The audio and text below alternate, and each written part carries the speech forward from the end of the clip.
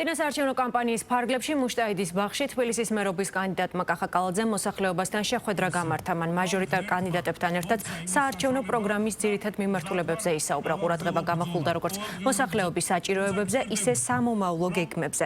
ასევე შეხვედრა იმართება ჩუღურეთის რაიონშიც. მე მინდა დაგარწმუნოთ იმაში, რომ 4 ოქტომბერს ჩვენ აუცილებლად გავიმარჯვებთ. თუმცა მაქვს ერთი თხოვნა. ერთი თხოვნა იმასთან დაკავშირებით, რომ ხშირად ისმის საუბრები, რომ აი კახა მაინც უალტერნატივოა და აუცილებლად გაიმარჯვებს. არა, თქვენს გარეშე ვერ გავიმარჯვებთ, მეგობრებო.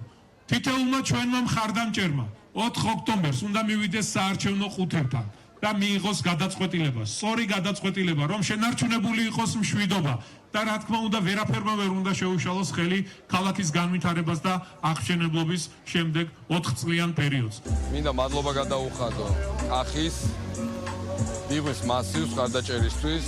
ჩვენი გუნდი აუცილებლად გაამართლებს მათ ნდობას. აქტიური კამპანია მოგეხსენებათ, აქტიურად ვართ ჩართულები, აქტიური კომუნიკაცია გვაქვს მოსახლეობასთან.